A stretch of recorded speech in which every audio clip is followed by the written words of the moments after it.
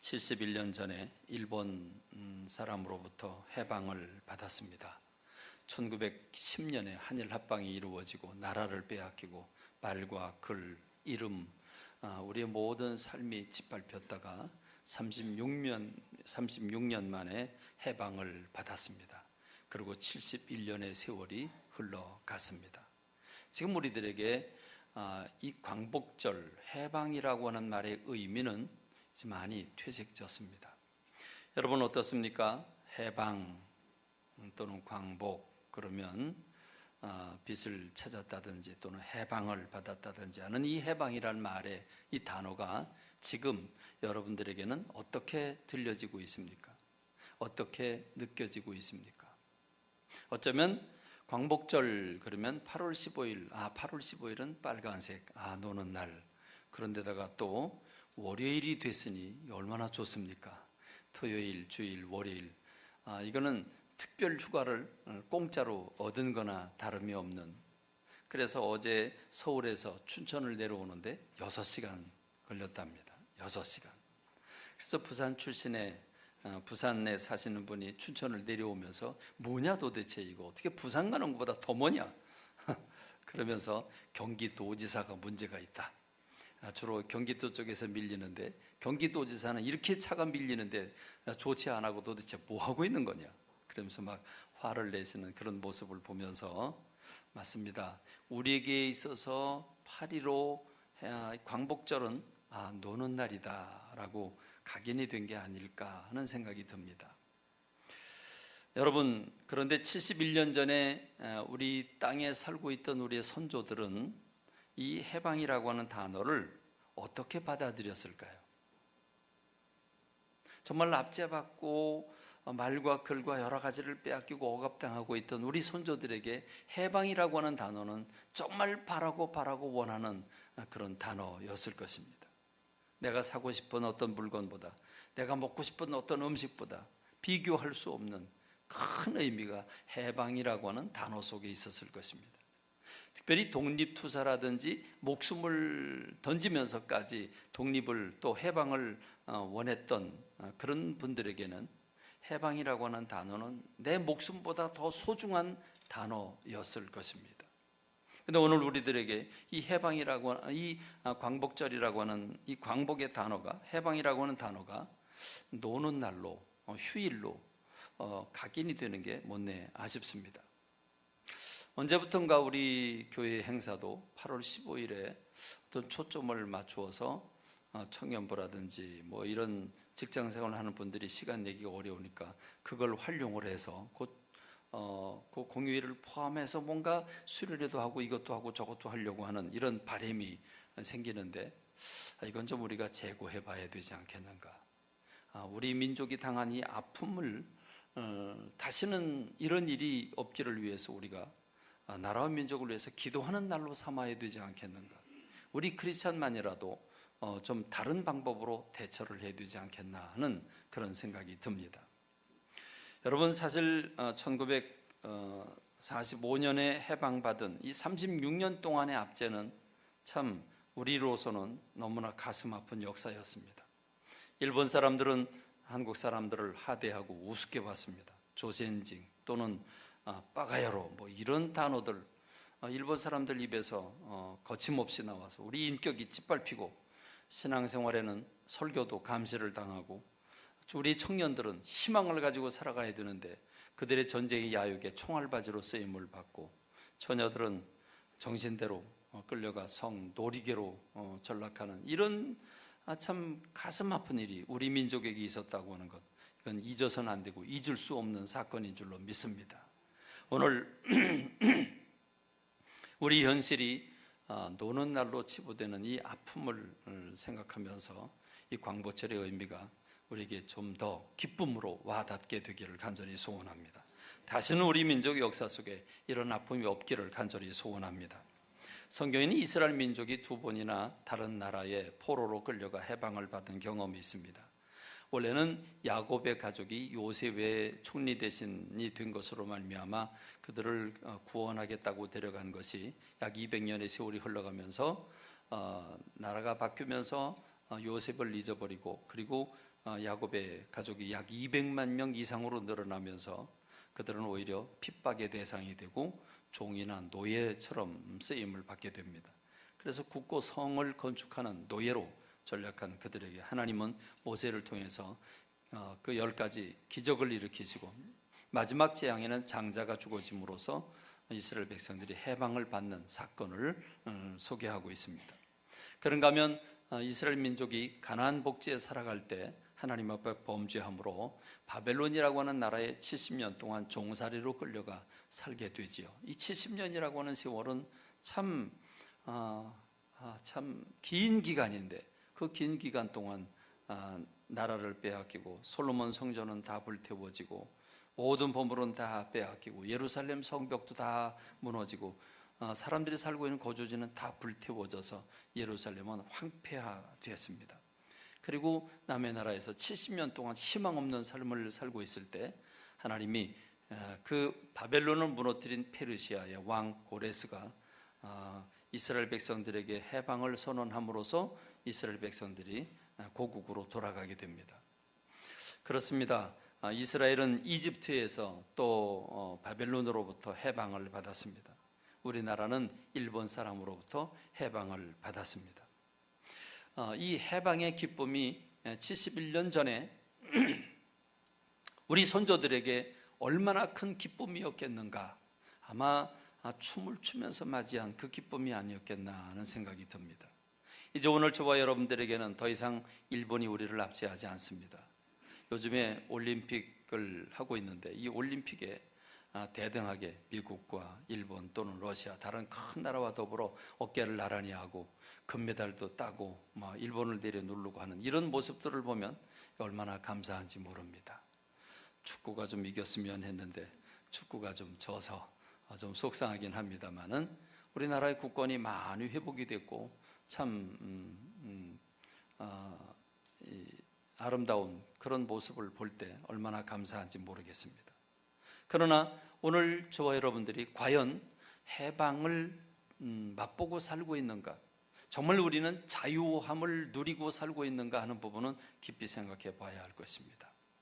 성경은 이 정치적이고 군사적인 해방보다 영적인 해방을 더 소중히 여기고 있습니다. 그렇습니다. 정치적으로도 우리가 남의 나라의 속국이 되면 안 되죠. 그러나 우리가 자유로운 대한민국에 살고 있다고 해서 과연 우리가 자유를 누리고 있고 해방을 누리고 있는가 하는 이 부분은 깊이 생각해 봐야 할 것입니다. 여러분 자유하십니까? 성가대원 여러분 정말 자유하십니까? 우리 3층에 계신 성도 여러분들 자유하십니까? 정말 여러분 해방감 속에서 자유를 누리면서 기뻐하고 감사하고 있습니까? 여러분 어디에 매여 살고 있습니까? 돈에 쪼들려 살고 있습니까? 아니면 건강 때문에 매여 있습니까? 무엇 때문에 근심 걱정 속에 사로잡혀 있습니까? 여러분 놀랍게도 예수 그리스도께서 이 땅에 강림하신 것을, 이 땅에 어린 아기로 오신 예수님을 누가라고 하는 예수님의 제자는 예수님이 이 땅에 오신 목적이 무엇이냐? 해방시켜 주시려고 오셨다라고 선언하고 있습니다. 아주 유명한 구절이죠. 누가복음 4장 18절로 19절의 말씀. 주의 성령이 내게 임하셨으니 이는 가난한 자에게 복음을 전하게 하시려고 내 기름을 부으시고 나를 보내사 포로된 자에게 자유를, 눈먼 자에게 다시 보게 함을 전파하며 눌린 자를 자유롭게 하고 주의 은혜의 해를 전파하게 하려 하심이라. 이사야라고 하는 선지를 통해서 예수님께서 이 땅에 오시게 된 것은 바로 해방을 시켜주기 위해서 오셨다는 것입니다. 포로된 자에게 자유를, 눈먼 자에게 다시 보게 함을, 눌린 자를 자유케 하는 예수님이 이 땅에 오셔서 물론 육신적으로 소경의 눈을 여시고 또 귀머거리의 귀를 열어주시고 안질뱅이를 고쳐주심으로써 질병으로부터 자유케 하신 주님의 은혜도 있지만 주님은 우리를 영적으로 해방시키기 위해서 이 땅에 오신 줄로 믿습니다. 특별히 요한이라고 하는 예수님의 제자도 이 부분에 대해서 굉장히 철학적으로 깊이 접근하고 있습니다. 요한복음 8장에서는 예수님이 당신을 사모하고 당신을 믿고 따르는 유대인들에게 반대하고 죄를 찾으려고 하는 사람들이 아니라 예수님을 사모하고 기다리는, 예수님을 믿는 유대인들에게 긍정적으로 그들을 생각하면서 애정을 품고 주님이 이렇게 말씀을 하십니다. 너희가 내 말에 거하면 참 내 제자가 되고, 그럼 너희가 진리를 깨닫게 될 텐데 그때 진리가 너희를 자유롭게 할 거다 그럽니다. 이 자유롭게 할 거라고 하는 얘기를 듣고 예수님에 대해서 긍정적으로 믿음을 가지고 있는 유대인들임에도 불구하고 그들은 잠깐 발끈합니다. 아니, 자유롭게 한다니요? 우리가 지금 남의 속국이 되어 있습니까? 우리가 남의 포로입니까? 그렇지 않은데 왜 주님은 우리에게 자유를 주신다고 말씀하십니까? 그럴 때 예수님은 이렇게 진리를 선언하시죠. 누구든지 죄를 범하면 죄의 종이 된다. 누구든지 죄를 범하면 죄의 종이 된다 그랬습니다. 여러분, 죄의 종이라고 하는 것, 죄가 얼마나 사람들을 지배하고 있는가, 그리고 주님은 그 죄로부터 우리를 해방시켜 주시기 위해서 죄의 종로로 타는 그 죄로부터 우리를 해방시켜 영원한 자유를 누리게 하기 위해서 이 땅에 오셨다고 하는 사실을 지금 당신을 믿고 있는 백성들에게 주시는 말씀입니다. 여러분, 죄를 범하면 어떤 결과가 오는가, 어떤 영향권 아래 놓이게 되는가 하는 부분에 대해서는 아담과 하와를 통해서 쉽게 우리가 이해할 수 있습니다. 여러분, 아담과 하와가 범죄하기 전에 어떤 얼굴을 가졌을까요? 어떤 표정을 하고 있었을까요? 여러분, 표정이라고 하는 건 대단히 중요하죠. 무표정하다, 또는 밝은 얼굴을 하고 있다, 또는 어두운 얼굴을 하고 있다. 여러분, 그 얼굴에 우리의 마음이 표현되게 마련인데, 여러분, 아담과 하와가 에덴 동산에서 선악과를 따먹고 나자 순간적으로 그들의 심령에 변화를 일으킵니다. 그래서 먼저 부끄러움과 수치심이 찾아옵니다. 선악과를 따먹고 나자 부끄러움을 발견합니다. 그래서 무화과 나무 잎사귀로 그 부끄러운 부분을 가리고, 그리고 두렵고 떨림이 찾아옵니다. 그래서 동산 나무 뒤에 숨습니다. 그리고는 서로 죄를 전가합니다. 이 여자 때문에, 뱀 때문에 서로 죄를 전가하면서 옥신각신하는 그런 일들이 생기게 됩니다. 여러분, 조금 전 이 선악과를 따먹기 전까지 아담과 하와는 어떤 얼굴 표정을 하고 있었을까? 아마 꺼리낌 없는 얼굴이었을 것입니다. 밝은 얼굴이었을 것입니다. 순수한 얼굴, 평화와 평안의 얼굴이었을 것입니다.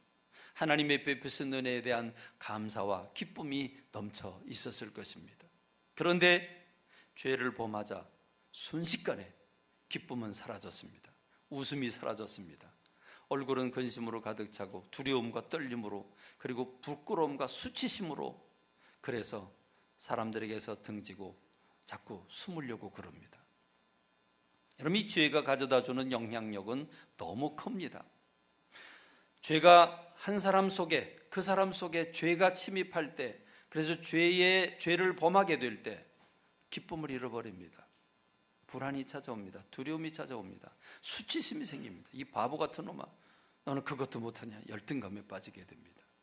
그리고 사람들에게 자꾸 뒤로 멀리하게 됩니다. 그리고 점점 더 자기의 아지트를 마련함으로써 그 속에 빠져들어가 죄의 종이 되게 되는 그런 결과가 오게 됩니다. 그렇습니다. 행복이라는 게 무엇입니까?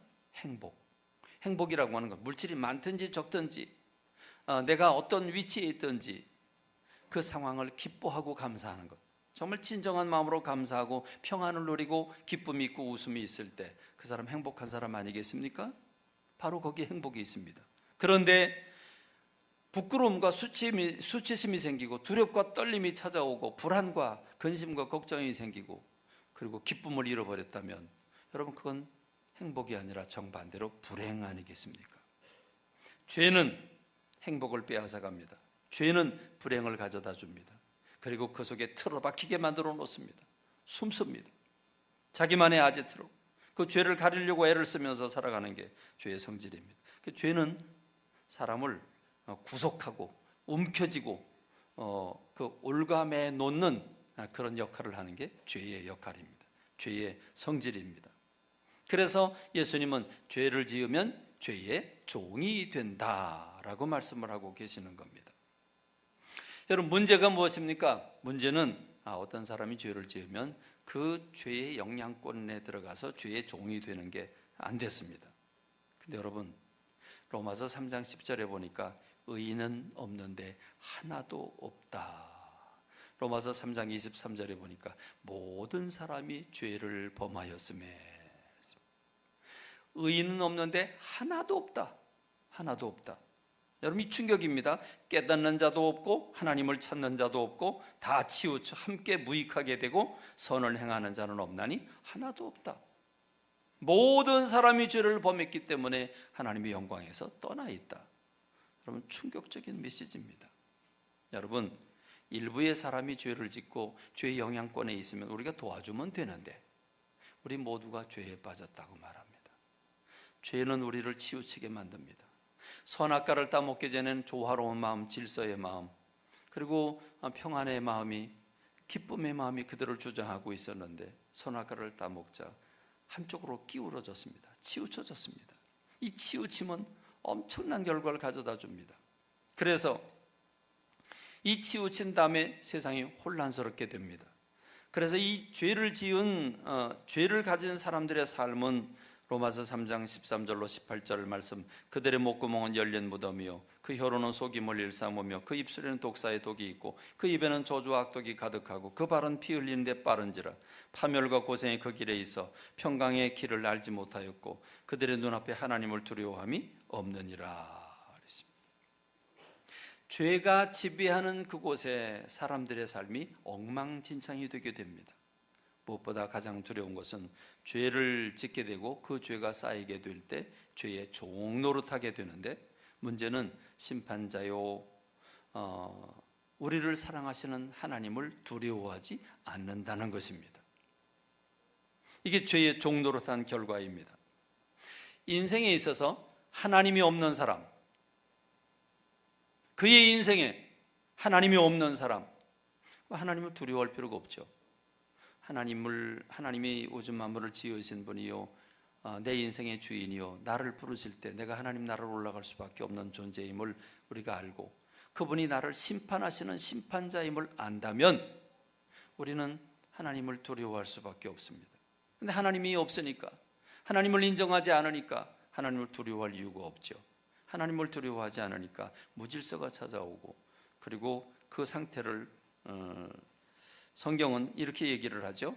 로마서 1장 21절로 하나님을 알되 하나님을 영화롭게도 아니하고 감사하지도 아니하고 오히려 그 생각이 허망하여지며 미련한 마음이 어두워졌나니 스스로 지혜 있다 하나 어리석게 돼서 썩어지지 아니하는 하나님의 영광을 썩어질 사람과 새와 짐승과 기어다니는 동물 모양 우상으로 바꾸었느니라. 하나님이 없으니까 지혜와 총명이 어두워지고 하나님께 영광을 돌리는 삶이 거꾸로 세상 것과 바꾸게 되는 그런 결과가 옵니다. 그러면 하나님께서 그들의 마음의 정욕대로 더러움에 내버려 두사 그들의 몸을 서로 욕되게 하셨으니 이는 그들이 하나님의 진리를 거짓 것으로 바꾸어 피조물을 조물주보다 더 경배하고 섬김이라. 주는 곧 영원히 찬송할 이시로다. 이 때문에 하나님께서 그들을 부끄러운 욕심에 내버려 두셨으니 곧 그들의 여자들도 순리대로 쓸 것을 받고 영리로 쓰며 그와 같이 남자들도 순리대로 여자 쓰기를 버리고 서로 향하여 음욕이 부릴 듯하며 남자가 남자와 더불어 부끄러운 일을 행하여 그들의 그릇됨에 상당한 보응을 그들 자신이 받았느니라. 여러분, 오늘 우리가 사는 시대에 선진국이라고 하는 그 철학과 그 문화가 발달했던 그 나라의 수상과 대통령, 이런 사람들, 미국이나 영국이나 프랑스나, 여러분 이런 나라들이 앞장서서 동성애를 적법이라고 말하고 있고 남자끼리 여자끼리 결혼하는 것을 그걸 만천하에 다 인정을 해주는 이런 나라가 됐다는 건 도저히 믿기가 어렵습니다. 여러분, 이것은 무엇을 얘기합니까? 죄가 그 나라를 지배하게 될 때에 배운 사람 못 배운 사람 할 것 없이 치우치게 된다는 사실을 말씀하고 있고, 그 치우침의 결과는 엄청난 결과가 와서 하나님께 영광 돌려드리지 아니하고 사람의 삶이 엉망진창이 되는 걸 말해줍니다.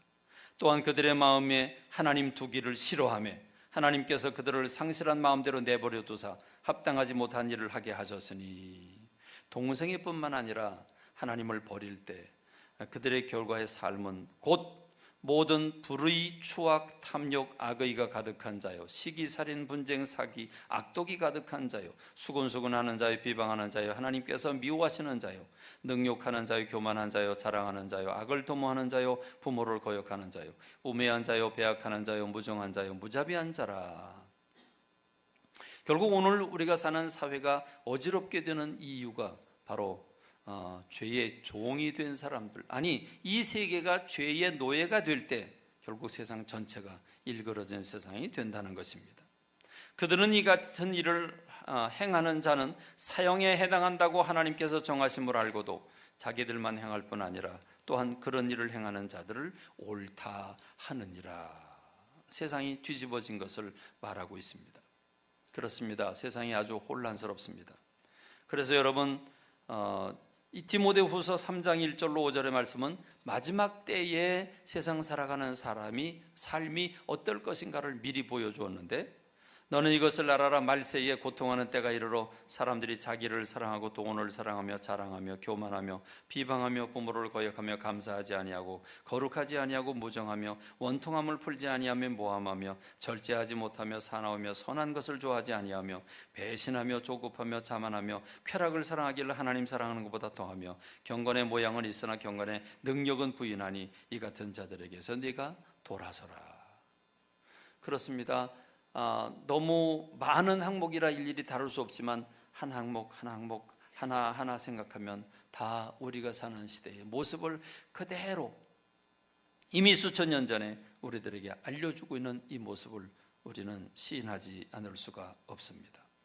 그렇습니다. 오늘 우리가 사는 세계가 이렇게 혼탁해진 이유는 죄가 종 노릇하게 될 때, 주인 노릇할 때 이 결과가 왔다고 말합니다.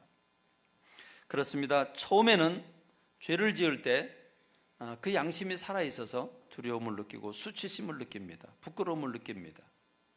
그런데 그것이 두 번, 세 번 자꾸 반복하게 되면 그 양심이 화인을 맞게 됩니다.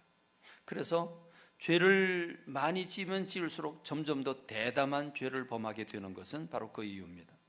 디모데후서 4장 1절로 2절 성령이 밝히 말씀하시기를 후일에 어떤 사람들이 믿음에서 떠나 미혹하는 영과 귀신의 가르침을 따르리라 하셨으니 자기 양심이 화인 맞아서 외식함으로 거짓말하는 자들이라.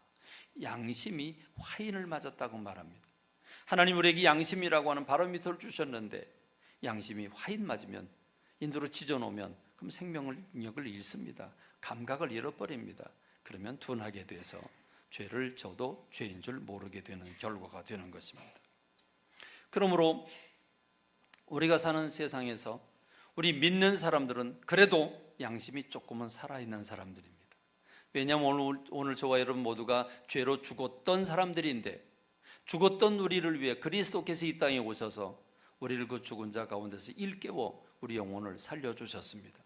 그래서 우리 영혼이 우리의 죄임을 깨닫게 하시고 우리가 그리스도의 보혈로 죄를 용서받음으로써 우리가 주님의 자녀가 되고 의인의 반열에 들어가게 됐습니다. 그렇습니다.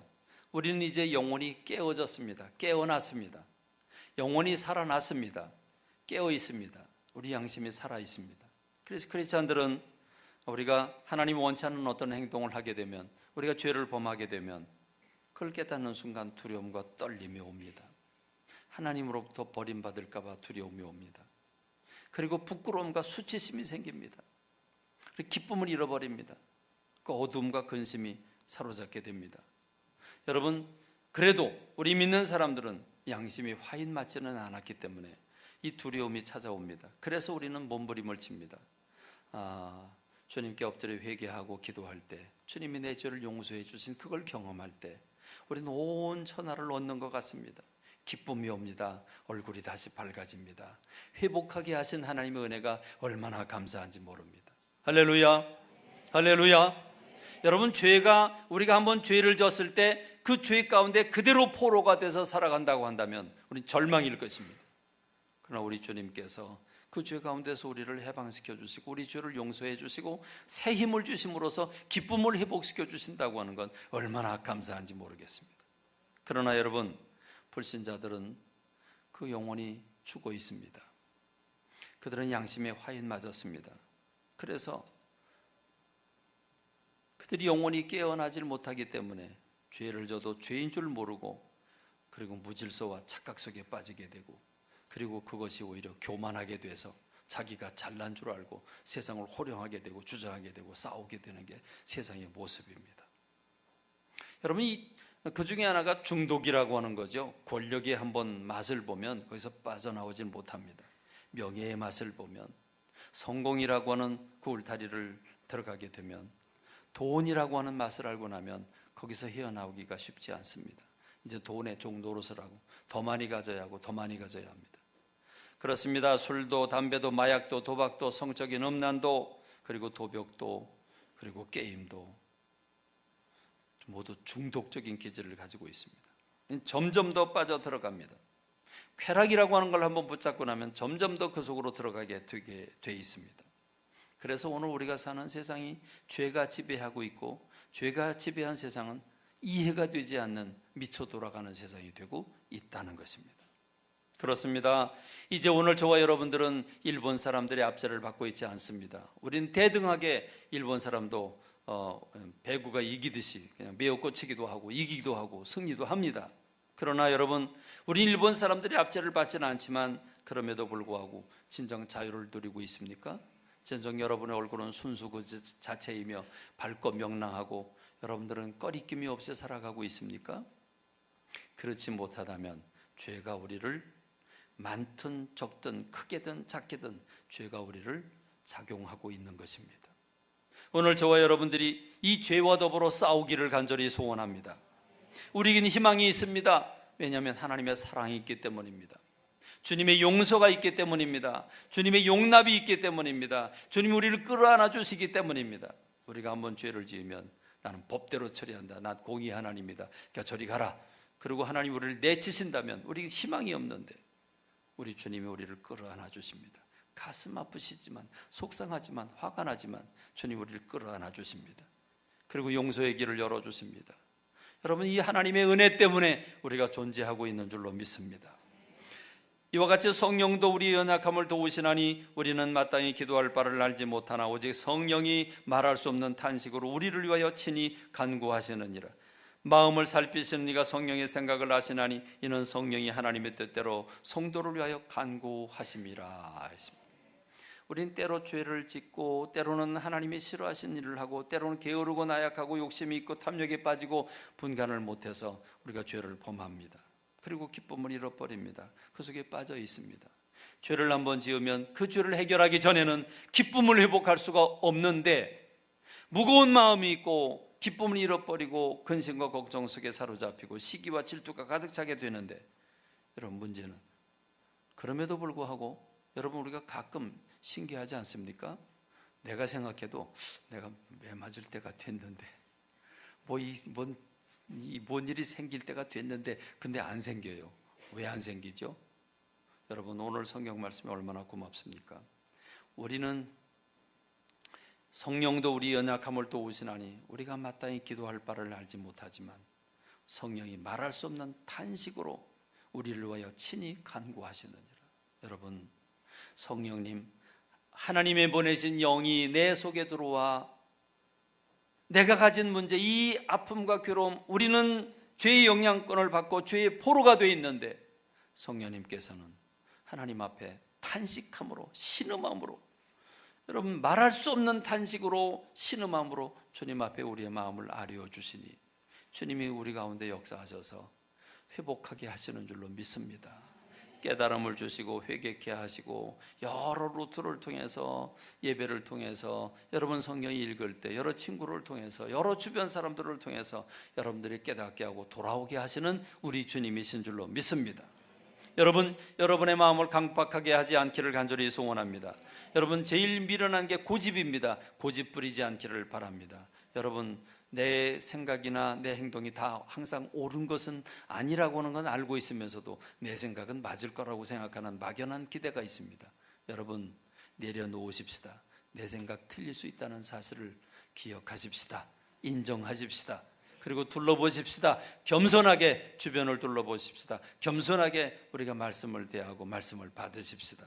여러분, 하나님은 우리 모든 사람들이 하나님의 품 안에 안기길 원합니다. 바로 서길 원합니다. 성숙하길 원합니다. 행복하기를 원하십니다. 우리가 알거니와 하나님을 사랑하는 자 곧 그 뜻대로 부르심을 입은 자들에게는 모든 것이 합력하여 선을 이루느니라 했습니다. 이게 하나님의 은혜입니다. 그렇습니다. 우리 하나님은 우리가 잘못해놨지만 우린 길을 어긋나게 했고 우린 다른 길을 가고 있고 이를 망가뜨렸지만, 그러나 하나님은 그걸 합력하여 선을 이루게 하시는 주님이신 줄로 믿습니다. 이 하나님이 계시기에 우리가 회복을 하고 우리가 용기를 얻게 되는 줄로 믿습니다. 그러므로 성경은 이렇게 얘기를 합니다. 그러므로 너희는 죄가 너희 죽을 몸을 지배하지 못하게 하여 몸의 사욕에 순종하지 말고, 또한 너희 지체를 불의의 무기로 죄에게 내주지 말고, 오직 너희 자신을 죽은 자 가운데서 다시 살아난 자같이 하나님께 드리며 너희 지체를 의의 무기로 하나님께 드리라. 죄가 너희를 주장하지 못하리니 이는 너희가 법 아래 있지 아니하고 은혜 아래 있음이라. 법 아래 있다면 가차없이 법에 따라서 심판을 받아야 되죠. 그러나 주님, 우리 주님 은혜의 주님이기 때문에 죄를 깨닫게 하시고 회개케 하시고 그걸 소멸하고 다시금 새 길을 걷게 하시는 하나님이 계시기에, 그 은혜가 계시기에 우리가 존재하는 줄로 믿습니다. 할렐루야. 그러므로 여러분, 이제 우리는 우리의 죄와 더불어 싸울 수 있는 용기가 우리들 속에 있길 간절히 소원합니다. 하나님은 성령님을 통해서 여러분들이 죄와 더불어 싸우기를 원하고 계십니다. 주님이 일으켜 주실 때에, 주님이 힘 주실 때에 여러분들이 그 손을 붙잡고 일어서야지, 그럼에도 불구하고 나 죽어 내 그리고 있으면 여러분 일어날 길이 없습니다. 하나님의 능력이 짧아서가 아닙니다. 하나님이 여러분 도우실 것입니다. 하나님이 여러분 붙잡으실 것입니다. 일으켜 주실 것입니다. 그럴 때 우리도 반응해야 합니다. 우리도 그 손을 붙잡아야 합니다. 우리도 발목에 힘을 얻고 일어나야 합니다. 그럴 때 우리는 죄로부터 해방받게 되는 줄로 믿습니다. 변화되는 줄로 믿습니다. 그래서 우리는 행복을 맛봐야 합니다. 언제든지 우리 얼굴이 밝아야 합니다. 화내야 합니다. 여러분 스스로 여러분의 거울을 쳐다보십시오. 거울을 쳐다보고 내 얼굴이 어두우면 문제가 있는 겁니다. 우린 무조건 밝아야 합니다. 조건 없이 밝아야 합니다. 조건 없이 밝아야 합니다. 항상 밝아야 합니다. 밝은 내 얼굴을 보는 내 가족도 기뻐할 것이고, 여러분 밝은 내 얼굴을 보는 직장 동료들도 기뻐할 것 아니겠습니까? 오만상 찌푸리고 만나는 사람마다 누가 뭐라고 안 해도 괜히 옆구리 찌르고 시시비비를 건다면 여러분 그 사람 마귀 자식입니다. 죄의 종입니다. 여러분 항상 기뻐하고 감사하는 저와 여러분 되시길 주님의 이름으로 축원합니다. 할렐루야. 늘 긍정적인 생각을 가지고 모든 사람에게 용기와 격려를 주는 주님의 사람들이 되길 간절히 소원합니다. 그리고 우리는 이렇게 해맑은 얼굴로 내 주변 사람들을 바라봅니다. 그러면 오만상 찌푸리고 시시비비를 걸고 모든 일을 다 망가뜨리는 사람들이 옆에 있음을 발견합니다. 그렇죠? 늘 바른 소리 하는 것 같은데 얼굴에 기쁨이 없는 사람들이 있어요. 늘 자기 주장은 하는데 다른 사람들의 마음을 아프게 하는 사람들 늘 있어요. 그럼 여러분, 그들을 끌어안고 그들을 위해서 기도하고 그를 격려하고 용기를 주고 그 마음을 푸근하게 해서 예수 그리스도를 만나게 하는 것, 여러분 그게 소위 전도입니다. 전도는 교회에다가 갖다 앉혀놓는 게 전도가 아니고, 전도는 하나님을 만나게 하는 것이 전도인 줄로 믿습니다. 그 아파하는 사람, 상처받은 사람, 괴로워하는 사람, 힘들어하는 사람, 부대끼는 사람, 그 사람들에게 참된 복음을 전하고 그가 죄인이라고 한 사실을 깨닫고 주님의 품으로 돌아와 그 죄를 용서받을 때 그가 비로소 행복하게 되는 줄로 믿습니다. 이걸 인종을 뛰어넘고 피부색을 뛰어넘어서 다른 나라에 가서 복음을 전하는 것, 그걸 선교라고 말합니다. 선교는 다른 거 아닙니다. 죄로부터 해방시켜주는 게 선교입니다. 죄로부터 해방시켜주는 게 전도입니다. 그럴 때 참된 행복이 있게 마련인 줄로 믿습니다. 뭔가 열심히 삽니다. 돈을 버느라고 온 신경 거기다 다 던지고 체육하는데 건강관리하기 위해서 스포츠 하는데 온 몸을 던집니다. 알고 보면 다 나름대로 뭔가 해법을 찾기 위해서 그러는 건데 그건 잘못된 해법입니다. 여러분, 돈 번다고 행복해집니까? 건강해지면 행복해집니까? 영원히 행복해야죠. 영원히 죄로부터 해방을 받아야죠. 그러므로 여러분 주변 사람들을 그냥 소홀히 여기지 않기를 바랍니다. 여러분 주변 사람들을 정말 찬찬히 보시기 바랍니다. 애정의 마음으로, 긍휼의 마음으로 보시길 바랍니다. 그들에게 복음을 전하는 제가 되고 여러분들이 되기를 간절히 소원합니다. 넓게 보면 지금 오늘 우리들에게는 일본 사람들이 우리를 압제하지 않습니다. 우리는 자유 대한민국 국가가 되었습니다. 그러나 여러분, 우리와 같이 피를 나눈 우리의 동포 북한 백성들은 지금 무지먹지한 그 독재자 밑에서 신음하고 있다고는 사실을 기억하십시다. 여러분, 우리는 북한을 위해서 기도해야 되고, 여러분, 남과 북의 평화의 통일을 위해서 기도해야 되는 때인 줄로 믿습니다. 여러분, 정말 그렇게 악랄할 수 있을까요? 모든 관심을, 무기를 만드는 데만 모든 관심을 쏟고 있는, 여러분, 정말 전 세계 전 역사적으로 이해할 수 없는, 그냥 독재자가 아니라 이해할 수 없는 마귀 집단입니다. 여러분, 거기에 사드 문제로 중국과 우리는 등을 지고 있고, 우리는 미국과 러시아, 일본의 틈바구니에서 뭘 어떻게 해볼 도리를 찾지 못하고 있을 뿐만 아니라 똘똘 뭉쳐도 불구하고 똘똘 뭉쳐도 힘이 없는데, 여러분, 우리 국내 안에서는 또 정당들이 정쟁을 하느라고 정신이 없습니다. 여러분, 이런 때 희망이 없어 보입니다. 희망이 없어 보입니다. 그러나 여전히 여기에도 희망이 있습니다.